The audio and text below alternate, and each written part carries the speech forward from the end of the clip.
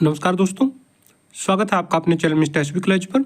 जी हाँ दोस्तों, आइए आज के आउटसोर्सिंग कच्चे क्रम से जुड़ी कुछ खबरों को जल्दी से जान लेते हैं कहाँ से क्या खबर आई है। तो सबसे पहले दोस्तों खबर की शुरुआत करते हैं आज झज्जर भास्कर से।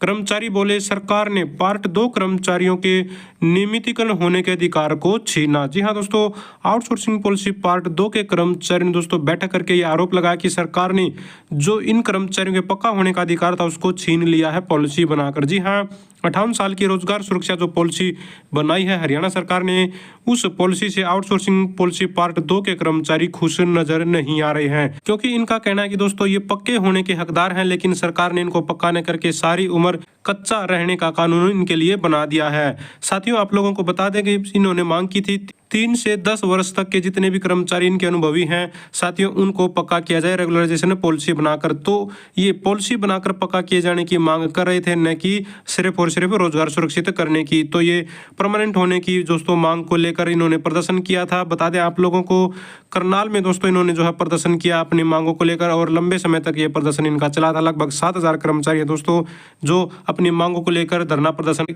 कर रहे थे 20 जुलाई से 3 अगस्त तक। तो इनको मुख्यमंत्री साहब की ओएसडी ने आश्वासन दिया था कि 15 अगस्त तक आप लोगों को खुशखबरी मिल जाएगी, लेकिन ये जो खुशखबरी मिली है उससे ये खुश नहीं है।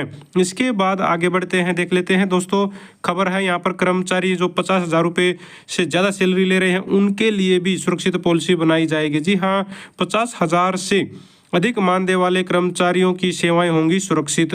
तो सेवाएं सुरक्षित करने के लिए यहाँ पर बोल दिया गया है। बता दें आप लोगों को, assistant professor, extension lecturer, polytechnical teacher और साथ में साथियों जो पशु चिकित्सक हैं, जेई हैं, एसडीओ हैं, बहुत सारे कर्मचारी हैं लगभग 5,000 के करीब जो 50,000 रुपये से ज़्यादा सैलरी ले रहे हैं, उनको साथियों यहाँ पर पक्का करने की हामी भर दी गई है मुख्यमंत्री नायब सिंह सैनी जी के द्वारा। इनके लिए भी पॉलिसी बनाई जाएगी, इनको भी शामिल किया जाएगा। और दोस्तों जो गेस्ट टीचर हैं उनको भी इस पॉलिसी के अतिरिक्त लाभ मिलेंगे। अब तक जो पॉलिसी बनी है गेस्ट टीचरों के लिए 2019 में, उसमें कुछ ऐसे लाभ हैं जो इस पॉलिसी में नहीं है। जी हाँ, दोनों में थोड़ा थोड़ा सा डिफरेंस है। तो अब जो पॉलिसी बनी है 58 साल वाली, तो दोस्तों इस पॉलिसी के लाभ गेस्ट टीचरों को भी दिए जाएंगे। सैलरी से रिलेटेड कुछ लाभ हैं और अन्य कुछ सुविधाएं हैं।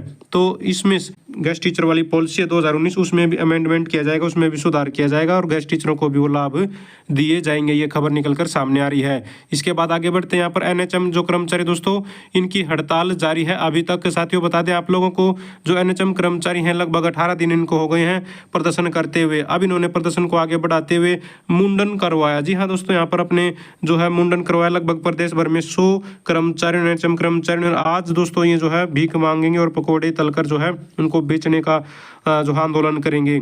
यानी कि दोस्तों कर्मचारी लगातार जो है डटे हुए हैं और अपने आंदोलन को अलग अलग स्वरूप से विरोध प्रदर्शन जता रहे हैं, लेकिन सरकार है कि ध्यान नहीं दे रही है। तो चाहे वो मुंडन करवाना है या फिर भीख मांगना या फिर पकौड़े बेचने जैसे काम ये करके दिखा रहे हैं कि सरकार ने क्या हालात इनके कर दिए हैं और मांगे नहीं मान रही है।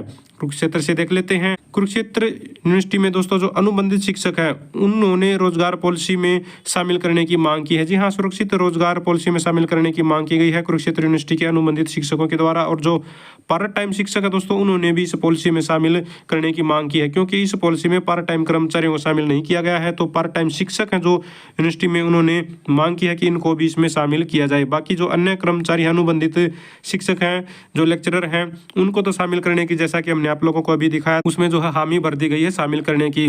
और इधर हिसार में भी दोस्तों जो गुरु जम्बेश्वर यूनिवर्सिटी, उसमें संविदा शिक्षक जो कर्मचारी काम कर रहे हैं, इन्होंने भी सीएम को ज्ञापन भेजकर नियमितीकरण की मांग की है, यानी कि पॉलिसी में शामिल किया जाए, इनके रोजगार को भी सुरक्षित किया जाए। इनके इसी प्रयास को देखते हुए इनको जो है दोस्तों पॉलिसी में शामिल करने की जो मांग थी उसको मुख्यमंत्री साहब ने जो है मान लिया है। यहाँ पर आप लोग देख पाएंगे 1500 अनुबंधित असिस्टेंट प्रोफेसरों के नियमितीकरण को लेकर मुख्यमंत्री निवास पर ज्ञापन सौंपा। एक तरफ तो यूनिवर्सिटी में भी प्रदर्शन कर रहे थे कर्मचारी, धरना दे रहे थे, दूसरी तरफ जो कुछ कर्मचारी हैं जो वो चंडीगढ़ पहुंचे हुए थे, अनुबंधित कर्मचारी हैं जो यूनिवर्सिटीज में जो 50,000 रुपये से ज़्यादा सैलरी वाले हैं, इस तरह की कर्मचारियों की मांगों को लेकर भी उनको भी पॉलिसी में शामिल किया जाए। तो यहाँ पर चंडीगढ़ में ज्ञापन देने के लिए पहुंचा हुआ था कर्मचारियों का संगठन। संगठन हुक्टा है जो। इसके बाद यहाँ पर देख लीजिए जो आरोही मॉडल स्कूल है उसके कर्मचारी यहाँ पर पहुंचे थे पूर्व मुख्यमंत्री भूपेंद्र सिंह हुड्डा को ज्ञापन देने के लिए और पक्का करने की इनसे मांग की। बता दें दोस्तों आप लोगों को पिछले 5 साल में, जी हाँ, पिछले 5 साल में 4 बार जो है इन कर्मचारियों की फाइल मांगी जा चुकी है, लेकिन आज तक वो फाइलें हैं दफ्तरों में ही दबी पड़ी हैं। बता दें 21 जुलाई 2023 को शिक्षा विभाग के तत्कालीन अतिरिक्त निदेशक की अध्यक्षता में आयोजित बैठक में 5 वर्षों का संतोषजनक कार्यकाल पूरे करने वाले कर्मचारियों को नियमित करने का निर्णय लिया था, यानी कि उनको पक्का करने का निर्णय हो चुका था 21 जुलाई 2023 को, लेकिन आज तक वो फाइल हैं जो दबी पड़ी हैं और इनको पक्का नहीं किया गया। इतने दिन हो गए हैं, आज तक कर्मचारी सिर्फ और सिर्फ इंतजार ही करते हुए नजर आ रहे हैं, यानी कि आश्वासन के बाद फाइल मांगने, कागज मांगने के बाद, फाइल तैयार होने के बाद भी वो फाइल आज तक दबी पड़ी है।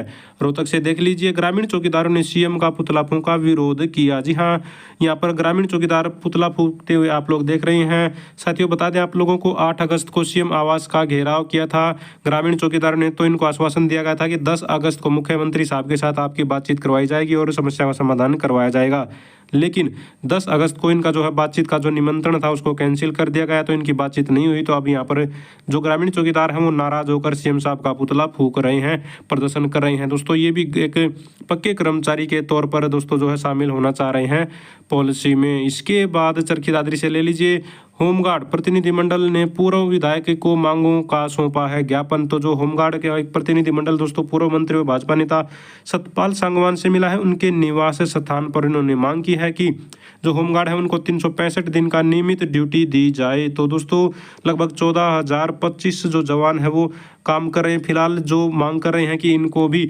365 दिन काम दिया जाए, साल के 365 दिन पीएफ ईएसआई की सुविधा दी जाए, जो रिस्क अलाउंस है 5,000 रुपये वो दिया जाए, और 60 वर्ष के जो एक तरह से रोजगार सुरक्षा है वो इनको प्रदान की जाए। तो इनकी मांगों को लेकर होमगार्ड प्रतिनिधि मंडल भी पहुंचा हुआ था। इसके बाद फतेहाबाद से ले लेते हैं, नगर पालिका व दमकल कर्मचारी ने काले झंडे व उल्टी झाड़ू कर सीएम के खिलाफ लगाए हैं नारे। तो नगर पालिका कर्मचारी संघ दोस्तों सड़कों पर है, प्रदर्शन कर रहा है सरकार की वादा खिलाफी को लेकर।